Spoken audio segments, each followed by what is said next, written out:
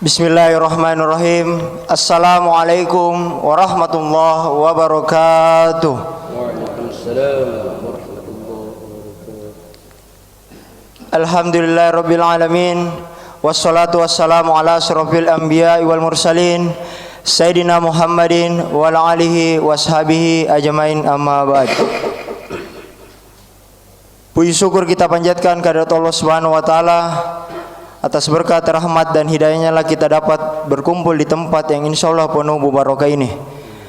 Dan tak lupa juga kita kirimkan salat serta salam kepada Nabiullah Muhammad sallallahu alaihi wasallam. Jamaah subuh yang insya Allah dirahmati oleh Allah Subhanahu wa taala. Pada kesempatan kali ini saya akan membawakan satu judul kultum, yaitu waspada terhadap daksin. Kemajuan teknologi membawa banyak keuntungan bagi umat manusia. Ada banyak kemudahan yang ditawarkan karena berkembangnya teknologi, mulai dari layanan berbelanja online, layanan pesan taksi, dan jasa lainnya. Selain itu, media sosial merupakan salah satu perkembangan teknologi yang dapat dirasakan langsung oleh para pengguna internet. Dengan berkembangnya teknologi, media sosial juga beramai-ramai membuat fitur-fitur terbaru. Fitur yang ada di media sosial kemudian menjadi medium bagi siapa saja untuk berbagi informasi. Terkadang pengguna internet secara tidak sadar mengunggah identitas pribadinya di media sosial. Ketika hal ini terjadi, media sosial tersebut dapat dijadikan sebagai medium bagi orang lain untuk membongkar identitas orang tersebut. Membongkar dan menyebarkan informasi disebut sebagai doxing. Apa itu doxing? Jamaah subuh yang insyaallah dirahmati oleh Allah Subhanahu wa taala. Kata doxing berasal dari bahasa Inggris, yaitu dox, singkatan dari dokumen. Adalah suatu tindakan yang berbasis internet untuk meneliti, mencari tahu, dan menyebarluaskan informasi pribadi secara publik. Penyebaran informasi pribadi dalam perilaku doxing dilakukan tanpa adanya izin dari pihak terkait atau pihak yang berwenang. Menurut situs Kominfo, metode doxing merupakan metode yang digunakan untuk memperoleh informasi, termasuk dengan mencari database yang tersedia untuk umum, peretasan, rekayasa sosial, serta situs media sosial. Doxing dilakukan dikarenakan beberapa alasan, termasuk untuk menimbulkan bahaya, penghinaan dunia maya, pelecehan, paksaan, pungutan liar, analisis risiko, analisis bisnis, dan membantu para penegak hukum. Perilaku doxing juga kerap berkaitan dengan stalking atau penguntitan. Bahkan informasi yang disebarkan dari perilaku doxing seringkali dirilis dalam konteks yang dapat menyebabkan orang ketakutan. Untuk membedakan perilaku doxing dengan istilah lainnya, ada pada niat jahat dari pelaku, berupa mempublikasikan informasi individu tanpa adanya persetujuan dari pihak terkait dan digunakan untuk konsumsi publik, dengan maksud dibaliknya untuk menimbulkan rasa malu, penghinaan, serta kerusakan yang mengancam target serta orang sekitar seperti orang tua, keluarga, dan teman. Dikarenakan doxing berkaitan dengan penyalahgunaan informasi milik seseorang, maka ada beberapa jenis data yang biasa diincar oleh para pelaku dengan menjalankan misinya, antara lain nama asli, nomor telepon, alamat, nomor rekening, foto pribadi, dan email. Doxing ini terdapat di dalam Al-Quran Quran surah Al-Baqarah ayat 188. Dan janganlah kamu makan harta di antara kamu dengan jalan yang batil, dan janganlah kamu menyuap dengan harta itu kepada para hakim dengan maksud agar kamu dapat memakan sebagian harta orang lain itu dengan jalan dosa padahal kamu mengetahui. Jamaah subuh yang insyaallah dirahmati oleh Allah Subhanahu wa taala. Ada 4 langkah dalam melakukan doxing. Pertama, melacak username korban. Ada banyak orang yang menggunakan username yang sama di berbagai macam platform media sosial. Hal ini yang membuat para pelaku doxing dapat dengan mudah melacak username yang sama untuk mendapatkan data atau mencari tahu gambaran mengenai kebiasaan serta minat dari target. Yang kedua, melakukan pencarian whois dengan menggunakan nama domain. Informasi pribadi dari pemilik domain akan tersimpan di dalam daftar yang umumnya dapat diakses secara umum dengan melakukan pencarian whois.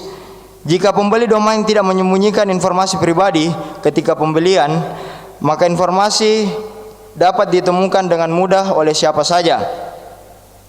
Yang ketiga, phishing. Pelaku doxing umumnya akan mengambil data pribadi dengan berbagai macam cara, termasuk dengan cara phishing. Pelaku doxing akan mengirimkan email, SMS atau apapun itu, serta mengaku dari instansi terkait atau pihak yang berwenang. Lalu pelaku akan meminta korban untuk memasukkan informasi pribadi yang kemudian disalahgunakan.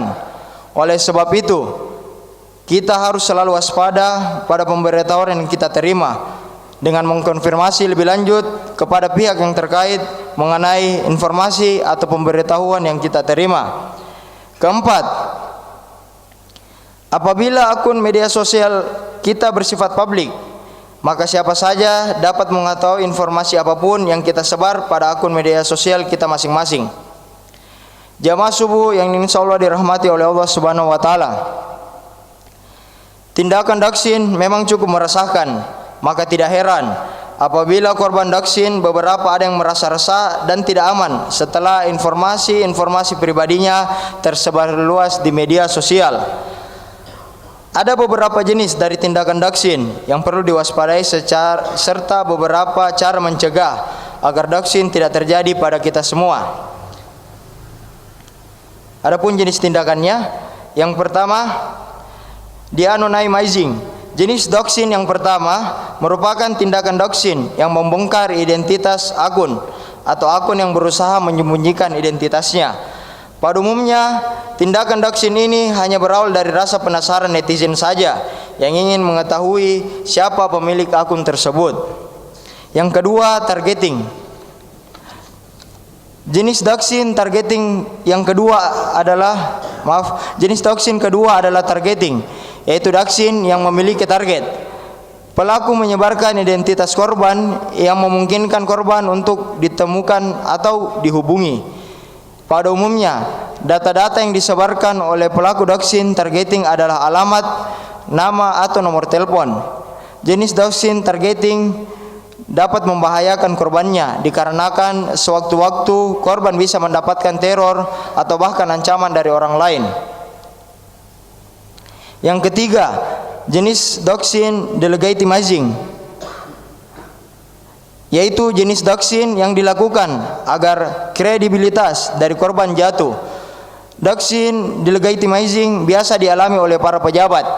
Biasanya, ancaman berupa doxing ini terjadi pada orang-orang yang menyembunyikan suatu rahasia. Setiap pihak tentunya memiliki alasan masing-masing untuk menyimpan data-data rahasia tersebut, entah itu untuk menjaga nama atau yang lainnya, sehingga apabila rahasia tersebut disebarkan, tentunya akan mengakibatkan beberapa pihak mengalami kerugian. Jamaah subuh yang insyaallah dirahmati oleh Allah Subhanahu wa taala.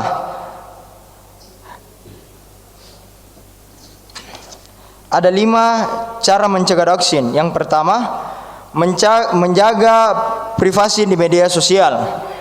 Media sosial merupakan salah satu celah yang dapat dimanfaatkan oleh para pelaku kejahatan untuk dapat melakukan aksi kejahatannya. Oleh karena itu, kita perlu berhati-hati ketika akan membagikan postingan tertentu. Jangan sampai informasi yang kita sebar adalah informasi yang penting dan dapat membahayakan diri sendiri. Selain itu, jangan mengunggah informasi pribadi, contohnya seperti alamat rumah secara detail, mencantumkan nomor rekening dan lain sebagainya. Yang kedua, menggunakan password yang kuat. Para pelaku doxing umumnya akan melakukan berbagai cara untuk memuluskan tindakannya. Selain dengan cara phishing, Tidak sedikit korban doxing karena akun media sosialnya diretas oleh para pelaku. Salah satu cara agar mempersulit akun kita diretas adalah dengan menggunakan password yang kuat. Buatlah kata sandi yang rumit karena buatlah kata sandi yang rumit. Contohnya dengan mengkombinasikan angka, huruf kapital dan juga simbol. Hindari untuk menggunakan kata sandi dengan kalimat yang berhubungan dengan informasi pribadi dan mudah ditebak. Contohnya nama lengkap yang dikombinasikan dengan tahun kelahiran. Yang ketiga, menggunakan VPN. Tips selanjutnya agar kita terhindar dari kejahatan doxing adalah menggunakan Virtual Private Network atau VPN. Dengan menggunakan VPN, maka kita bisa berselancar di internet dengan lebih aman dan terhindar dari kejahatan doxing. Keempat, meningkatkan privacy setting pada setiap akun. Untuk meningkatkan keamanan, kita bisa mengaktifkan multifaktor untuk setiap akun media sosial yang kita miliki. Fitur keamanan ini mengharuskan penggunanya untuk melakukan verifikasi 2 langkah di setiap aplikasinya, website maupun pada platform yang lain. Dengan verifikasi 2 langkah tersebut, maka aktivitas login pun akan lebih terkontrol dan terjaga. Kelima, mewaspadai phishing. Salah satu tindakan yang dilakukan oleh pelaku doxing untuk melancarkan aksinya adalah dengan melakukan phishing. Biasanya, phishing dilakukan dengan cara mengirimkan link yang mengaku dari pihak atau instansi tertentu agar pengguna mengklik link tersebut, dan pelaku dapat mencuri identitas atau data yang ada di ponsel kita atau media sosial milik kita masing-masing. Cara menghindari phishing adalah dengan tidak sembarangan mengklik link yang disebarluaskan oleh pengguna internet, baik itu dari pesan pribadi, email, atau postingan di media sosial. Jamaah subuh yang insyaallah dirahmati oleh Allah Subhanahu wa taala, perilaku yang menggunakan identitas orang lain untuk suatu tujuan tertentu yang mengganggu orang lain atau merusak reputasi orang lain merupakan perilaku yang bertentangan dengan ajaran agama Islam.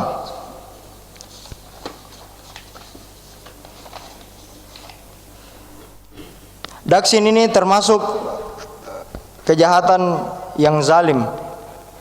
Secara bahasa, zalim atau az-zulmu artinya meletakkan sesuatu bukan pada tempatnya. Az-zulmu artinya meletakkan sesuatu bukan pada tempatnya. Secara istilah, zalim artinya melakukan sesuatu yang keluar dari koridor kebenaran, baik karena kurang atau melebihi batas. Al-Asfahani mengatakan, zalim adalah melakukan sesuatu bukan pada posisi yang tepat baginya, baik karena kurang maupun karena adanya tambahan, atau baik karena tidak sesuai dari segi waktunya ataupun dari segi tempatnya. Zalim juga diartikan sebagai perbuatan menggunakan milik orang lain tanpa hak. Al-Jurjani mengatakan, zalim artinya melewati koridor kebenaran hingga masuk pada kebatilan, dan ia adalah maksiat. Disebut oleh sebagian ahli bahasa bahwa zalim adalah menggunakan milik orang lain dan melebihi batas. Lawan dari zalim atau az-zulmu adalah adil atau al-adl. Maka adil artinya menempatkan sesuatu sesuai pada tempatnya dan berada dalam koridor kebenaran. Jamaah subuh yang insyaallah dirahmati oleh Allah Subhanahu wa taala, larangan berbuat zalim. Perbuatan zalim terlarang dalam Islam. Terdapat banyak sekali ayat-ayat Al-Qur'an dan hadis-hadis Nabi SAW yang mencela dan melarang perbuatan zalim. Allah Subhanahu wa taala berfirman, "Ala la'natullah 'alad dzalimin." Yang artinya, ingatlah laknat Allah yang ditimpakan atas orang-orang yang zalim. Quran surah Hud ayat 18. Selanjutnya, dan begitulah azab Tuhanmu apabila dia mengazab penduduk negeri-negeri yang berbuat zalim. Sesungguhnya azabnya itu adalah sangat pedih lagi keras. Quran surah Hud ayat 102. Dan yang terakhir, dan kami katakan kepada orang-orang yang zalim, rasakanlah oleh azab neraka yang dahulunya kamu dustakan itu. Quran surah Saba ayat 40. Jamaah subuh yang insyaallah dirahmati oleh Allah Subhanahu wa taala, demikianlah penyampaian kultum dari saya. Semoga kita semua terhindar dari kejahatan daksin ini. Amin ya rabbal alamin. Terima kasih atas kesempatan yang telah diberikan. Adapun yang benar itu datangnya dari Allah Subhanahu wa taala dan yang salah itu dari pribadi diri saya sendiri. Astagfirullahalazim wa atubu ilaih. Subhanakallahumma wa bihamdik asyhadu an la ilaha illa anta astaghfiruka wa atubu ilaih. Wassalamualaikum warahmatullahi wabarakatuh.